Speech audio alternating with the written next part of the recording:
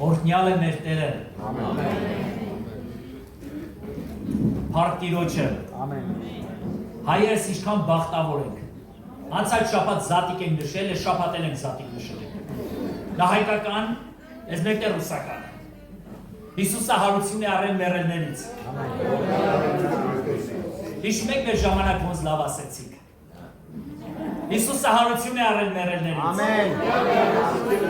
Ամեն։ Երևի սպասում եք ռուսերեն ասել։ Օրհնյալ է մեր Տերը։ Բոլոր փառքերը թող նրա սուրբ անվանը լինի։ Կրկին անգամ Աստված մեզ հնարավորություն է տվել, որ այս շաբաթ էլ հավաքվենք իրան, երկրպագենք, մեծարենք, փառավորենք։ Եվ այսօր Տերը այս հնարավորությունը տվեց, որ նորից գանք իր ջերմ ներկայությունը զգանք, իրար ներկայությունը զգանք։ Գիտեք ինչքան լավ է, երբ որ մենք իրար ներկայություն ենք զգում։ Գիտեք, դա երկրի վրա կամած դեֆիցիտ է դառնում։ Շատ մարդիկ ուզում են իրար հետ հաղորդակցվեն, բայց այդ հնարավորությունը չկա, բայց փառք Աստծո, Աստված քեզ հնարավորություն է տվել հաղորդակցության։ Կորոնավիրուսի ժամանակ ինչ ծանր էր, չէ՞, բոլոր այն հիվանդները անգամ իրենց հարազատների երեսը չէին կարողանում տեսնել։ Կանայք իրենց ամուսիններին չէին կարողանում տեսնել, մայրերն իրենց երեխաներին չէին կարողանում տեսնել։ Ինչ ծանր ժամանակաշրջան էր։ Մարդիկ ուզում էին հաղորդակցվեն, բայց այդ հնարավորությունը չկար, բոլորը փախնում էին։ Շատ ծանր իրավիճակներ էր, բայց փառք Աստծուն, Աստված այսօր քեզ շնորհ ողորմություն արել, որ դու մարդկանց ներկայությունը զգաս։ Սա իր մեծ ողորմությունն է։ Կա մի իրավիճակ, որ մենք արդար ենք։ Ասենք այդ պարագայի մեջ մենք ոչ մի մասնակցություն չունենք, վատ բան չենք արել։ Եվ մենք այդ պարագայի մեջ արդար ենք։ Մի հատ կարգավիճակ կա, որտեղ մեզ արդարացնում են։ Մենք մեղավոր ենք, բայց մեզ արդարացնում են։ Տեսեք, առաջին կարգավիճակը, որ մենք արդար ենք, ընդհանրապես, մենք այդ հարցի, այդ խնդրի հետ ընդհանրապես ոչ մի բաժին չունենք, մենք չգիտենք, մենք անմեղ ենք այդ պարագայի մեջ։ Բայց երկրորդ կարգավիճակի մեջ մենք մարդիկս ունենք արդարացնողի կարիք եւ արդարացնում են մեզ, այսինքն փոխում են մեր ճակատագիրը, մեր որոշումը, այն որոշումը, ինչ որ դատավճիռ կար, ուղղակի որոշում են։ Այդ որոշումը փոխվում է։ Մի հետաքրքիր պատմություն կա, կարող է դուք էլ լսած լինեք այս պատմությունը, երկու եղբայրների մասին է, մեկը հավատացյալ, մյուսը անհավատ։ Օրերից մի օր այս անհավատ եղբայրը, որը որ ապրում էր աշխարհի հաճույքներով, այնպես արելով, որ վիճաբանության ժամանակ ինչ որ մեկին հարվածում է եւ այդ հարվածը մահացու է լինում։ Եվ բռնում է այս տղան եւ սկսում է խնդրել է երկնքի Աստծուն, որ կենթանացնի այդ երիտասարդին, մահանում է այդ մարդը։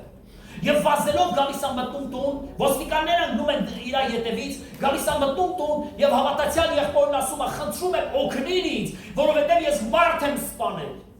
Օգնիր ինձ ազատիր այս վիճակից, աղոթք արա քո Աստծուն, որ հրաշք կատարվի իմ կյանքի մեջ։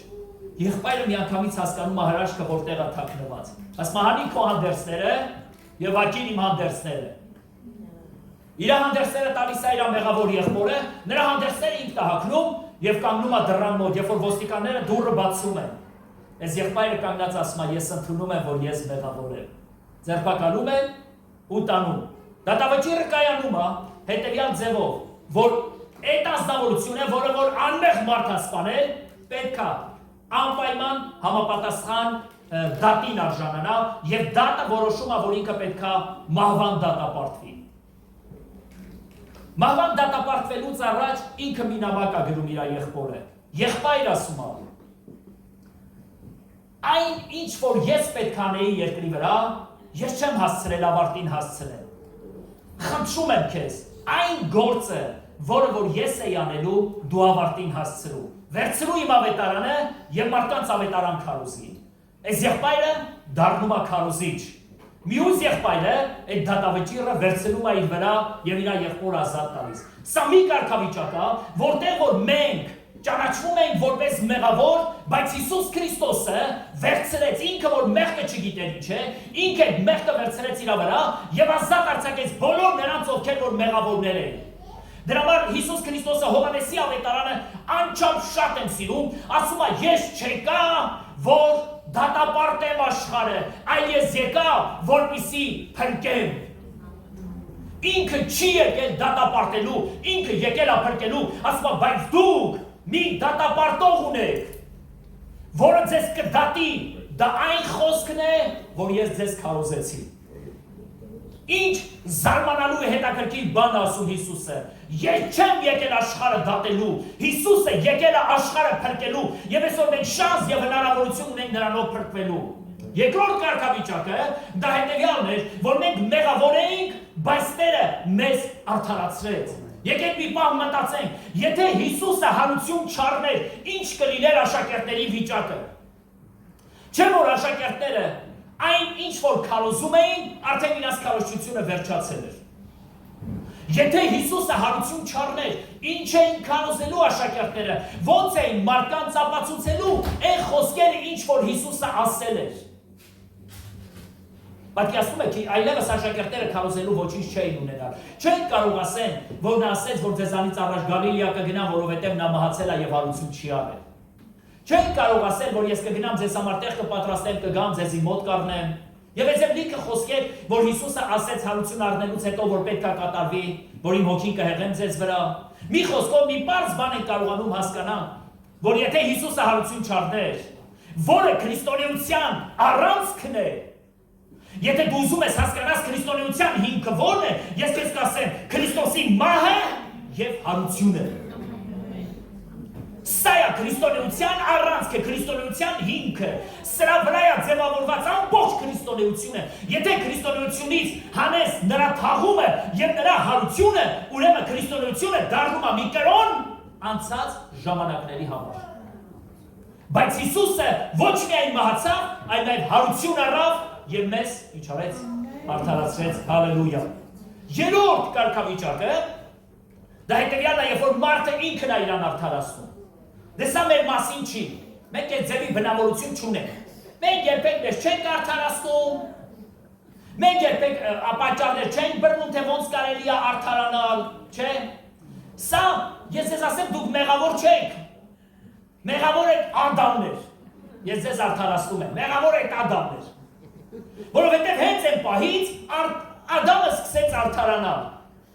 Փոխանակ զղջում ապրեր, խոստովանություն աներ եւ ասել կներես Տերին, ես մեղք եմ գործել, ինքը սկսեց մեղադրանքը գցել Աստծո ստեղծագործության վրա։ Հետո մի քիչ այն կողմ տեսնում եք Ադամից ծնվեց իր նման մի հատ երիտասարդ, որի անունը Կայեն էր։ Եվ իր եղբորը սպանեց։ Գիտեք, մենք էլ, չէ, մեր օրերի մեջ ինչքան շատ են լինում մեր խոսքերով, մեր բառերով կարանք մարդկանց սպանենք։ Ու այնքան սովորական է, սպանում ենք, հետո թաղում։ Այն ձև ենք հողարկավորում, որ ընդհանրապես էլ չերևա։ Մեր խոսքերով, մեր վարքով։ Եվ Կայենը սպանեց Աբելին, եւ Տերը Կայենի հետ խոսում է եւ ասում է. Կայեն, ուր է քո եղբայր Հաբելը։ Ասում է, չգիտեմ։ Սուտ է խոսում, ասում է, չգիտեմ։ Այդքան քիչ է, հետեւյալն ասում, միթե ես իմ եղբորս պաշտպանեմ, ինչ է։ Լսեք ինչ եմ ասում, մենք իրար պաշտպանելու ենք։ Մենք իրար պաշտպաններ ենք, Աստված մեզ այդպես ա դրել, որ քույրը եղբորը, եղբայրը քրոջը եւ եղբայրը եղբորը, մենք պաշտպաններ ենք լինելու։ Միթե ես, բա ով։ Բա եթե դու իմ պաշտպանը չես, բա ով։ Եթե ես քո պաշտպանը չեմ, բա ով։ Այս երրորդ կարգավիճակի մեջ մենք նկատում ենք մարդիկ, որոնք ամեն ինչ անում են, որ իրանք արդար դուրս գան։ Մի լավ բան ասեմ, որ գնում ենք հետո մեր տները, տանջվում ենք, չէ, որ խաբել ենք, որ կրուտի տարեցինք։ Դե հավատացյալները կրուտի չեն անում, խորագետ պատասխան տալիս։ Իրանց հավատով։ Ինչքան վատ է, երբ որ մենք ինտերես մեզ պաշտպանում ենք, Եսայա մարգարեն ասում է, կեղտոտ, լաթի կտորի նման այն մարդը իմ առջև, երբ որ ինքը իրան արդարացնում է։ Ավելի լավ է մարդ ասի, ես այս պարագայի մեջ իսկապես մեղավորը ես եմ, քան թե մտածի ինչ կարելի է ասել, մեղքը ինչ որ մեկի վրա բարդելու։ Ինչ լավ կլինի, երբ որ մենք ասենք իսկապես ես մեղավոր եմ Տեր։ Եթե քո քրոջը կամ քո եղբորը վիրավորել ես, կամ քո հարազատներին, կամ քո ծնողին, կամ քո երեխաներին, եւ դու մտածում ես, ինչ ձև, շրջանցես, ես քեզ ասեմ, սա ավելի վատ հետևանք է լինելու, սա անեծք է լինելու եւ ոչ թե արդարություն։ Բայց երբ որ դու ասես, Տեր, խնդրում եմ ինձ ների, ես եմ մեղավորը եղել, Տերը կծածկի։ Այն ինչ որ մենք հատկությունն ենք ծածկելու, Աստված հատկություն ունի բացահայտելու։ Այն ինչ որ մենք հատկություն ունենք բացահայտելու, Աստված հատկություն ունի ծածկելու։ Երբ որ մենք խոստովանում ենք Տերը ջնջում է, երբ որ մենք ծածկում ենք, Աստված բացահայտում է։ Եվ սրա համար, որպես հավատացյալ ժողովուրդ, մենք հասկանում ենք մի պարզ բան, որ լավագույնն է, երբ որ սխալ եմ, ասեմ, ես իսկապես սխալ եմ, կներեք։ Քան մտածեմ, ինչ ասեմ, ինչի հետ կապեմ, ոնց արդարանամ, արդարությունը երրորդ օրը հարություն առնելու, այնպես որ արխեին եղի։ Եթե անգամ դու փորձես քողարկես, երրորդ օրը հարություն առնելու, հիմա էլ մտածելու ես, այդ հարության մասին ինչ սուտ ասես։ Դրա համար լավագույնն է, որ իսկապես մենք ասենք, մենք այս պարագայի մեջ սխալ ենք։ Ինչ արեց։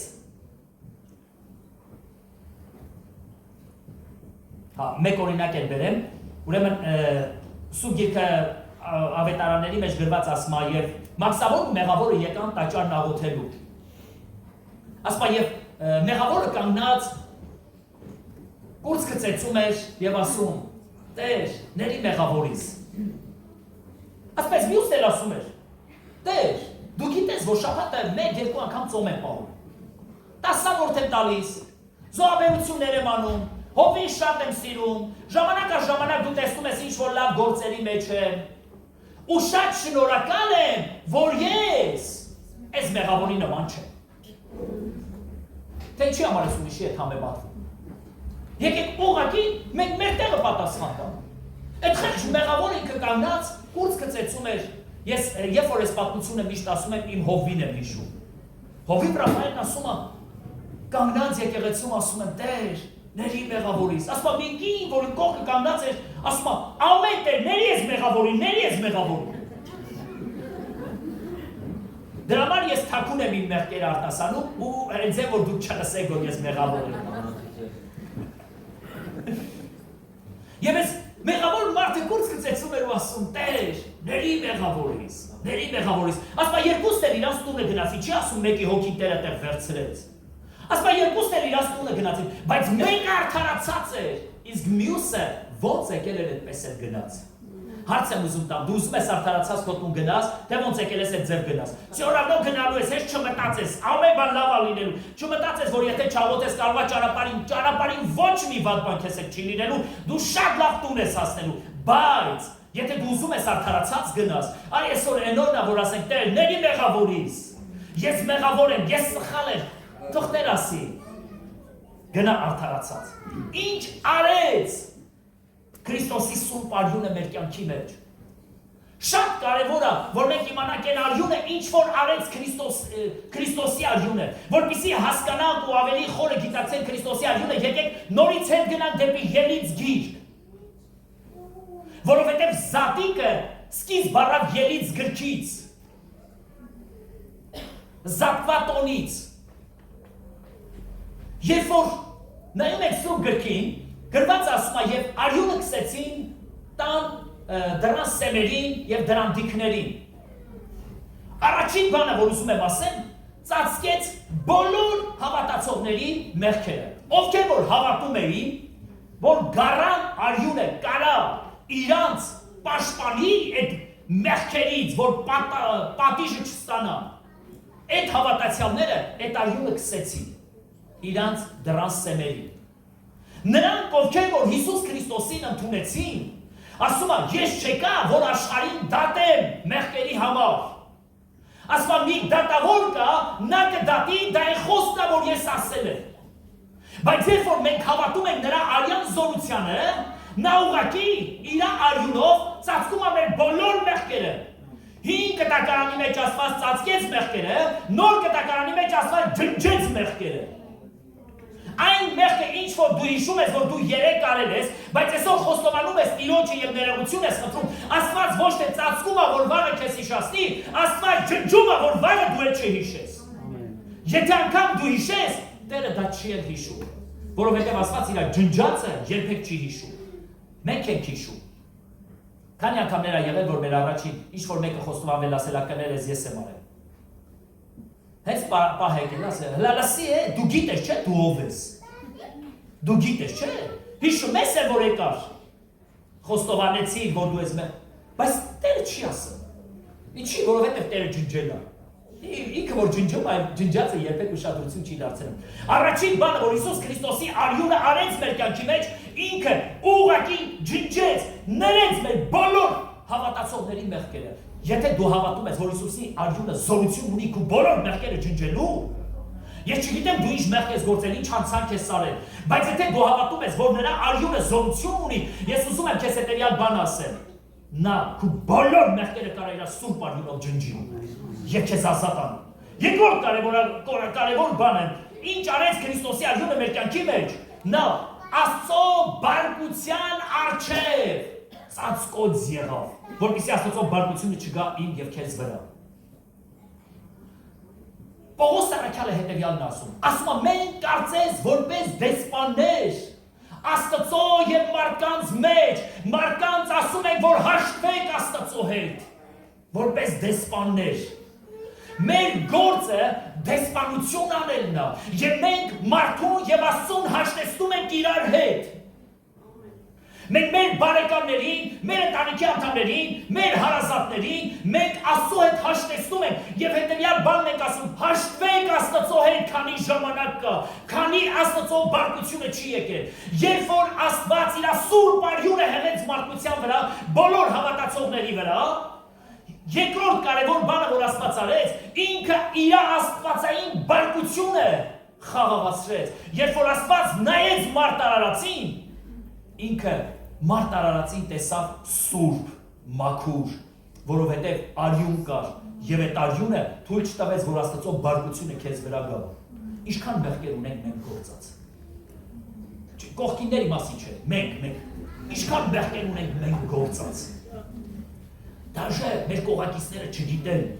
մեր երեխաները չգիտեն, մեր ընկերները, մեր մտերիմները չգիտեն, քանի հոգու ես ասել անկեղծ, ես քո հետ անկեղծ եմ։ Ամիկ փորձեմ անկեղծ ասեմ, վաբշե դու անկեղծ չես եղել։ Անկեղծն է, որ դու կուծածուկ եմ եղել ասես, եթե չես ասել անկեղծ չեմ,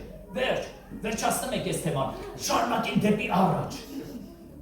Ինչքան մեղքեր կա,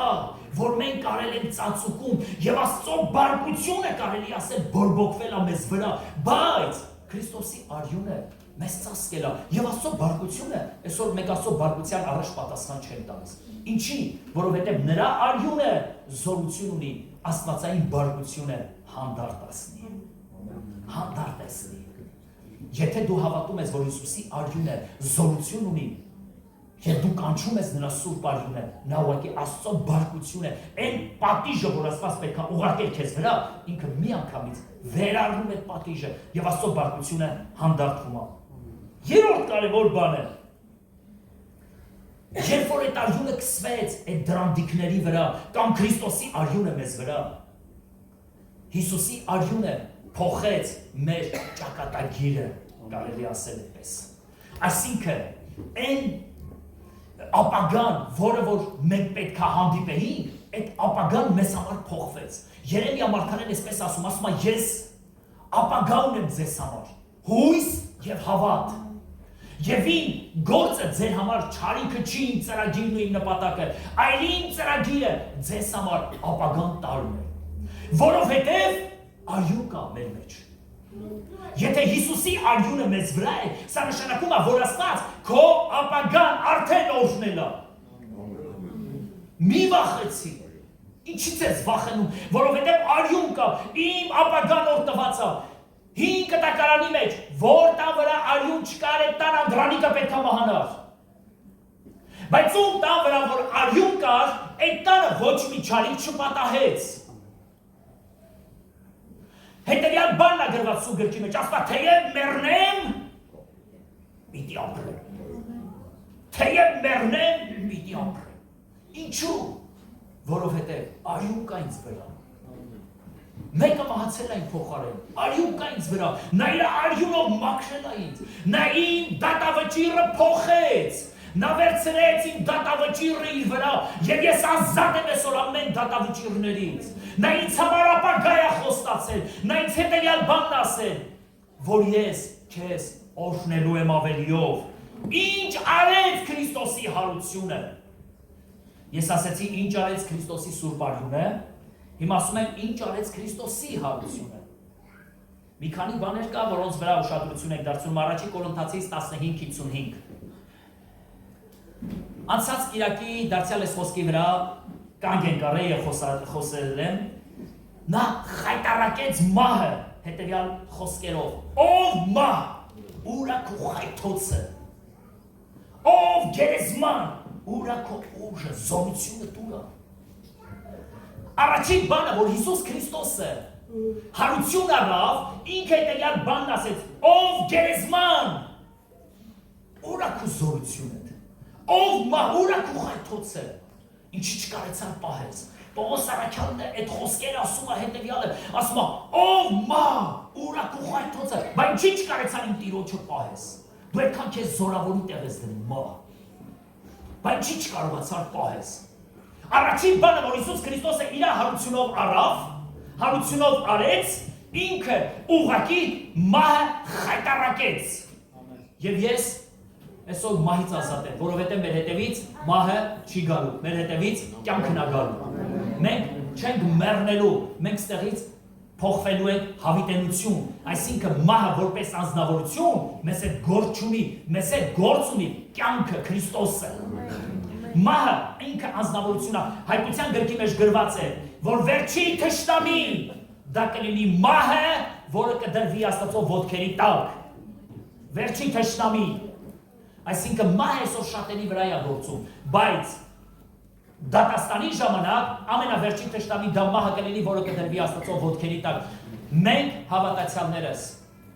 պետք է իմանանք, որ մեր ետևից կյանք է գալու։ Ստեփանոս ասեց, ես տեսնում եմ հոր աշխողմը կանգնած Քրիստոսին։ Սկսեցին քարտոծել։ Ինչի, որովհետև մեռնողներին մահն էր գալիս, բայց Ստեփանոսը տեսավ, որ մահը իրան չի դիմավորում, իրան կյանքն է դիմավորում։ Ինչ արեց Քրիստոսի հարությունը, Հռոմայացիս 4:25-ի մեջ հետևյալ բանն ասում. նա հարություն առավ, որ մեզ արդարացնի։ Եթե Հիսուսը հարություն չառներ, մենք ինչով կարդարանայինք։ Մենք ինչ ենք քարոզելու։ Ինչի մասին ենք խոսալու, ոնց կարդարանայինք մենք։ Կետ գնում ենք ու տեսնենք, թե Աստված մեզ ինչերից է արդարացրել։ Եթե Հիսուսը հարություն չառներ, մենք չէինք լինի արդար, բայց ինքը հարություն առավ եւ մեզ արդարացրեց, որ մեկը մահացել է մեր փոխարեն։ Դու արդար ես, բայց գիտես ինչի, որովհետեւ մեկը մահացել է քո փոխարեն։ Դու ինչ որ մի բան չես արել, որ արդարանաս։ Նա է քո արդարությունը։ Մենք ինչ որ բան չենք անում, որ Աստված մեզ արդարացնի։ Նա իմ արդարությունս է, նա ինձ արդարացրել է։ Սուրբ գրքի մեջ գրված է Հռոմայացիս 4:25-ի մեջ, որ նա հարություն առավ, որ ինձ արդարացնի, որ մեզ արդարացնի։ Հալելույա։ Երբ որ դժոխքը հայտնվի քո կյանքի մեջ եւ կասկած դնի դու կգնաս երկինք թե չէ, հիշի Հռոմայացիս 4:25 խոսք, նա հարություն է առել, որ մեզ արդարացնի։ Հալելույա։ Այնպես որ մեկը մահացել է քո փոխարեն, քեզ համար մահ չկա, քեզ համար դժոխք չկա, քեզ համար հավիտենական տանջարան չկա, քեզ համար հավիտենական կյանք կա։ Ինչ արեց Քրիստոսը իր հարությունով։ Հռոմայացիս 8:34 համարի մեջ ասում է հետևյալը. նա բարեխոզ նստեց հոր աջ կողմը։ Տեսակ ոնց արդարացրեց։ Տեսակ ոնց արդարացրեց։ Հիսուս Քրիստոսը հարություն առնելով հոր աջ կողմը նստեց որպես բարեխոզ։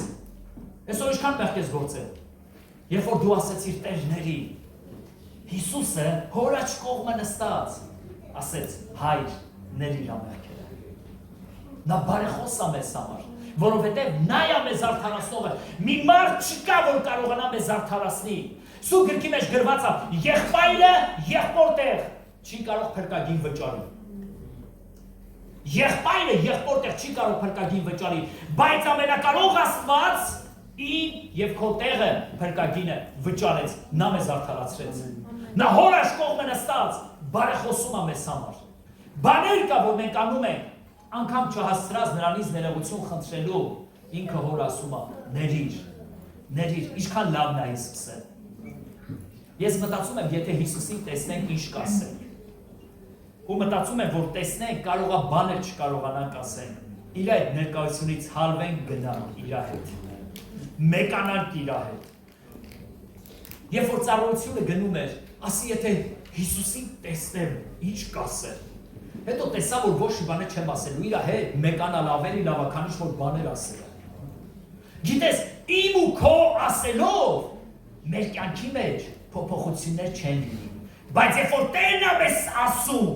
այդ ժամանակ մեր կյանքի մեջ փոփոխություններ են լինում։ Երբ որ մենք ենք իր հետ խոսում, այդքան էական բաներ չի կատարվում մեր կյանքի մեջ։ Բայց երբ որ նա է մեզ հետ խոսում, մեր կյանքի մեջ լիքը բաներ է կատարվում։ Հալելույա։ Ինչ լավն է մեր Տերը, չէ՞։ Թող Հիսուսը միշտ այցելության գա մեզ։ Ինչ արեց Քրիստոսի հարությունը մեզ համար։ Հովանես, առաջի Հովանես 2:1-ի մեջ գրված է, եւ նա նստեց հոր աջ կողմը որպես բարեխոս։ Նա նստեց հոր աջ կողմը որպես բարեխոս, Հովանեսը դա հաստատում է։ Հովանես 14-րդ գլուխ 3-րդ խոսքի մեջ ինչ արեց Քրիստոսը իր հարությունը առնելով, ասեց հետևյալ բանը. Ես ձեզ համար տեղ կպատրաստեմ եւ կգամ եւ ձեզ իմ մոտ կառնեմ։ Հովանես 14-18-ի մեջ ասում է ես ձեզ որբ չեմ թողնելու։ Ինչքան լավ է, չէ՞ որ Տերն ես։ Դու որբ չես։ Գիտեք, մեզանից շատերս չենք հասկանում ինչա որբությունը։ Եթե գնանք մանկատու որբանոց, այնտեղ կհասկանանք ինչա որբությունը։ Երբ որ երեխաներ կլինեն, որոնք որ ծնողի կարիք ունենան, հոր մոր, որոնք անարգված, լքված, վշտացած ու դառնացած սրտով են ապրում այդ շենքի մեջ, նրանք գիտեն ինչա նշանակում որբություն, բայց մենք որբություն այդքան լավ չենք էլ հասկանում։ Գիտես ինչի, որովհետև մեզ այնպիսի մարդիկ են շրջապատում, որովհետև մեր ծնողները մեզ գուրգուրել են, մեզ սիրել են, մեզ օրհնել են։ Հիմա մենք այնպիսի մարդկանցով ենք շրջապատված, մենք չենք էլ հասկանում ինչա նշանակում որբություն։ Գիտեք, ես երբ խորը հասկացա որբությունը, երբ որ Հայաստանը ծանր վիճակի մեջ էր, եւ ազգերը միայն ասում էին դադարեք, ոնց որ մի թույլի ծեծեն եւ ասեն մի հարվածի նրան։ Գիտես, ես չեմ էլ կարողանում հարվածել, ինձ ծեծում են, ինչի մասին է խոսքը։ Ես չեմ էլ կարողանում, ես այդ ժամանակ հասկացա Հայաստանի որբությունը։ Երբ որ քո թիկունքին մի հազար երկիր կա կանգնած, դու շատ հպարտ ես։ Երբ որ քո մեջքին հազար Աստված կա կանգնած, դու շատ հպարտ ես։ Եթե դու բարձենաս, նրանով կբարձենաս։ Երբ որ քո մեջքին հազար եղբայր կամ քույր կա, կամ ամուսին, դու շատ հպարտ ես, դու չես վախենում, որովհետև մեկը կա, որ քո բոլոր հարցերի պատասխանը կտա։ Բայց երբ որ որևէ մեկը չկա քո թիկունքին կանգնած, դու զգում ես այդ որբությունը։ Հիսուսը հետևյալ բանն ասում. ասում է ձեզ որբ չեմ թողնելու։ Ես կգամ եւ ձեզ իմ մոտ կառնեմ։ Ես կգնամ ձեզ համար բնակարաններ կպատրաստեմ։ Ինքը ամեն կողմից ինչ արեց Հիսուսը իր հարությունով խոստանում է, որ մեզ ապահով կյանք է սպասվում։ Եվ նա այդ ապահովության մեջ է մեզ ապրեցնում։ Սիրելի եկեղեցի, սիրելի հավատացյալ ժողովուրդ, օրտված մարդիկ, ես ուզում եմ, որ դու քաջանաս ու զորանաս եւ կարողանաս հասկանաս ու գիտակցես, որ Հիսուս Քրիստոսը իր խաչի միջոցով եւ իր հարության միջոցով քո բոլոր կարիքների հարցերը լուծել է։ Նա քո բոլոր կարիքներին պատասխան է տվել։ Ես չեմ մահանալու, որովհետև ես հավիտյան ապրելու եմ։ Տեր ասեց, թե մեռես, պիտի ապրես, որովհետև ինքը հարությունն է, ինքը ասեց իր խոսքերի մեջ։ Հիսուս Քրիստոսի իր հարությունով ինձ արդարացրեց։ Դուք ինչ ձև եք ճանաչում, ինչեր եք լսել իմ մասին։ Ես քեզ հետևյալն եմ ասում, եթե ես մի բանը չես լսել, ուզում եմ հենց այսօր իմ բերանից լսես, որ Տերը հարություն արել, որ ինձ արդարացնի, ես արդար մարդ եմ։ Եթե դուք նայեք ին Հովոյի էությունը, ինքը շատ մեղավոր է, բայց Հիսուսը ինձ արդարացրել է։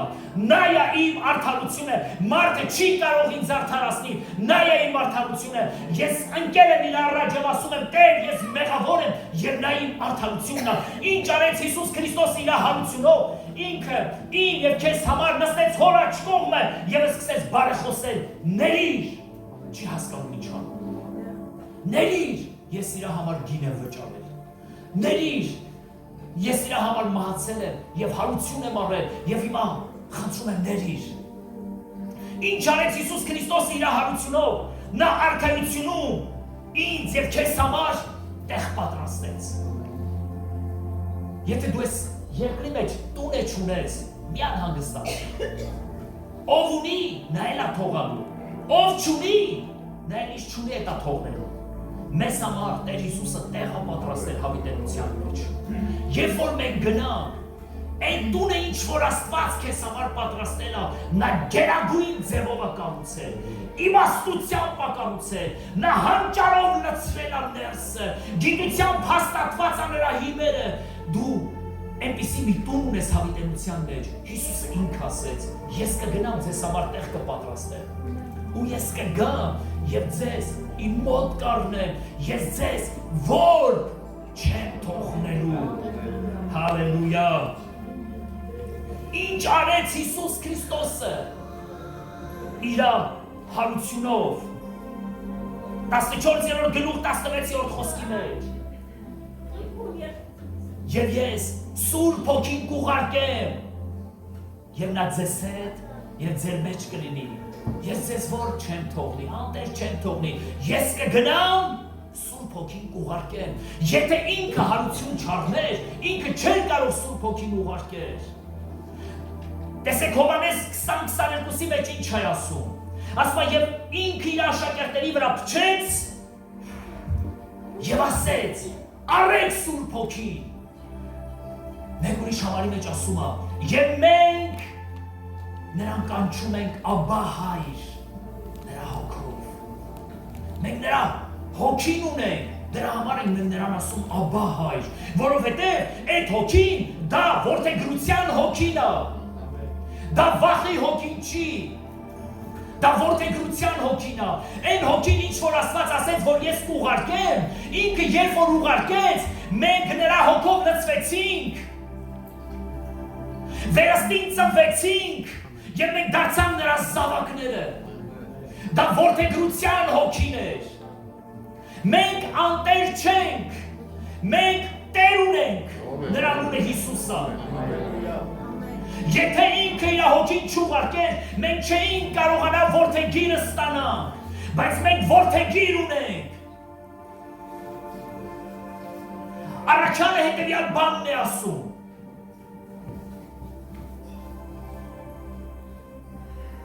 նա, որը որ կտակ արեց,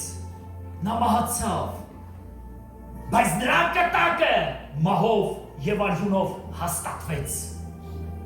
Որդիներ, դուք կտակ ունեք։ Գիտեք ինչ նշանակում կտակ ունեք։ Դա նշանակում է, որ դու արժանիքներ չունես, բայց ինչ որ մեկը մի բան կտակել է քեզ վրա։ Մենք դեռ չենք եղել, բայց մենք դեռ կտակ ունենք արված մեզ վրա։ Գիտես սա ինչ է նշանակում, որ դու անպայման դեռ ես գնալու։ Դու դեռի քաղաքացի ես։ Որովհետև Տերը իր հոգին քեզ տվել է, դու դեռի քաղաքացի ես։ Նա ամեն հարցերը հոգացել է։ Ամեն հարցերը, եւ նա քեզ որդեգրության հոգի է տվել, որ դու այդ տանը հանգիստ ապրես, որովհետև դու իր որդին ես։ Միայն որդիները իրավունք ունեն այդ տան մեջ ապրելու։ Աշակերտները եկան Հիսուսի մոտ եւ ասեցին. «Տեր, մեզ աղոթել սովորեցրու»։ Ասեց, երբ որ դուք աղոթ կանեք, ասեց Հովհաննեսը իր աշակերտներին աղոթել է սովորացրել։ Երևի կրակոտ բոցավառ աղոթքներ էր անում Հովհաննեսը։ Շատ խարիզմատիկ էր Հովհաննեսը։ Հիսուսն ասեց, երբ որ դուք աղոթ կանեք, այսպես աղոթեցեք. հայր մեր, որ դու երկրքում ես, ինչ ասեցի, հայր մեր, գիտեք, որդեգրություն ստացած մարդիկ կարան ասեն հայր մեր, եթե դեռ դու իրա հոգին չունես, որդեգիրը չես, դու չես կարող ասել հայր մեր, Հովհաննեսը իր աշակերտներին չէր սովորեցնում հայր մեր, Հովհաննեսը իր աշակերտներին սովորեցնում էր աղոթել, բայց Հիսուս ասեց, երբ որ դու կկանգնես աղոթքին, դու այսպես աղոթի, հայր մեր, Աստված դարձավ մեր հայրը, եթե Հիսուսը հարություն չառներ, մենք չէինք կարող նրա որդիները լինենք, որովհետև նրա հոգին չէր գա մեր մեջ, մենք վերստին չէինք ծնվի, որովհետև Հովհաննես 20:22-ի մեջ ասում է, երբ փչեց նրանց վրա եւ ասեց առեք Սուրբ Հոգին, եւ Սուրբ Հոգին եկավ մարդկանց մեջ եւ նրանք վերստին ծնվեցին։ Վերստին ծնվեցին, եթե մենք վերստին ծնված ենք, սա նշանակում է, որ վերստին ծնվածների համար Տերը արքայություն ունի։ Գիտեք, բոլոր չաստվածների գերեզմանները լիքն է այսօր։ Նրանք, ովքեր որ պաշտվել են մարդկանց կողմից, նրանց գերեզմանները լիքն է։ Նրանց դիակները այդ գերեզմանների մեջ է։ Բայց լսեք, Հիսուս Քրիստոսի գերեզմանը գնացին դատարկ գտան, գրված է գնացին դատարկ գտան, որովհետև Հիսուսը հարություն էր առել։ Քրիստոսն մահացավ շաքարախտից եւ իջև օրս նրա ոսկորներ իր գերեզմանում են։ Թեև ինքը որպես Աստված պաշտվում էր միլիոնավոր մարդկանց կողմից, բայց միևնույն է նա մահացավ շաքարախտից, անգամ ինքը չկարողացավ իր շաքարախտը բժշկել։ Եվ նրա գերեզմանը ոսկորներով լիքն է։ Մուհամեդը մահացավ էպիլեպսիայից եւ նրա գերեզմանը լիքն է։ Նրա ոսկորները գերեզմանի մեջ է։ Անգամ Մուհամեդը, որ պաշտվում է շատ-շատերի կողմից, ինքը չկարողացավ իր հիվանդությունը բժշկել էպիլեպսիա։ Նիվեկանդանը, որ մահացավ քաղցկեղից, իր գերեզմանը կա իր ոսկորները, նա չկարողացավ իր քաղցկեղի հարցերը լուծի։ Նա այդպես է մահացավ քաղցկեղով։ Բուդդան մահացել է դիզինտերիայից։ Չի կարողացել դաժե իր դիզինտերիայի հարցը լուծել։ Եթե Շամշադինի գյուղերից մարդ լիներ, այդ ժամանակ Բուդդային թթի օղիկ առաջարկեր, որ դիզինտերիայի հարցը լուծեր։ Բայց չկար, նա դիզինտերիայից էլ մահացավ, աղիքների այդ սուր վարակից։ Անգամ նա չկարողացավ իր դիզինտերիան բուժել եւ այսօր նրա գերեզմանը լիքն է ոսկորներով։ Հիսուս Քրիստոսը մահացավ սիրուց եւ նրա գերեզմանը մինչեւ օրս դատարկ է։ Նրա գերեզմանի մեջ ոսկորներ չկա, որովհետեւ նրա սերը հավիտենական սեր էր։ Երբ երկոց 5-8-ի մեջ է բերյալ բանն ասում, նա արժանի այո։ Երբ երկոց 5-րդ գլուխ 8-րդ համարի մեջ ասում է, երբ որ իմ սիրեկանին տեսնես, կասես, որ ես սիրով հիվանդ եմ։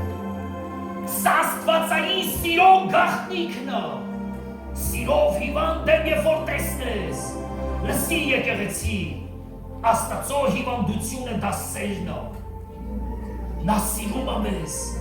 Մեր Տեր ու Փրկիչ Հիսուս Քրիստոսը հարություն առավ խայտարակելով մահվանը, խայտարակելով մեղքին, խայտարակեց այն ամեն պրոբլեմներին, որոնք մեր ճակատագիրն էին որոշում, բայց նա հարություն առավ եւ քեզ զարդարացրեց։ Եվ ասավ չկա հավատացյալների համար դատապարտություն, որովհետև ես մահացել եմ քու փոխարեն։ Եվ նա հարություն առավ նրա գերեզմանը մինչև օրս։ Եվրեներն ասում են իր գերեզմանը սա է։ Հայերը առանձին տեղ ունեն Հիսուսի գերեզմանի համար Իսրայելում։ Ամեն ազգ իր համար մի հատ գերեզման ունի։ Եվ ասում են Հիսուսի գերեզմանը սա է։ Հիսուսը թեև մահացավ նա հարություն առավ, դրա համար նրա գերեզմանը չի երևում։ Չի հիշատակվում այո։ Հիսուսը հարություն առել։ Նա կենդանի Աստված է։ Սուրբ Գիրքը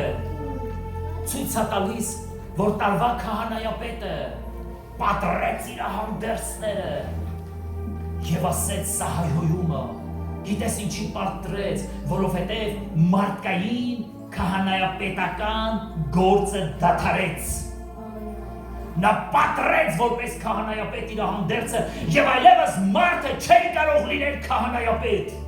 Քահանայապետը եղավ ինքը Հիսուսը եւ գրված այն, բայց Հիսուսի պատմուճանի վրա վիճակ գցեցին եւ չպատրեցին, որովհետեւ հավիտենական քահանայապետ նստեց մեր Տեր ու Փրկիչ Հիսուս Քրիստոսը։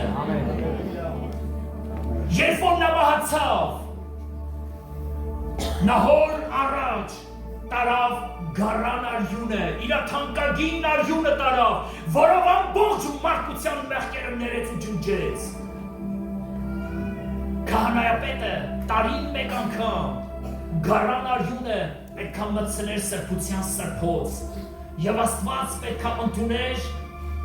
այդ արյունը եւ մարդկության մեղքերը ներեր ու ջնջեր։ Բայց Հիսուս Քրիստոսը Ինչպես սուգին ասում մշտեն ջենավոր քահանայապետ եղավ եւ ինքը իր սուրբ արյունը մտցրեց հոր առաջ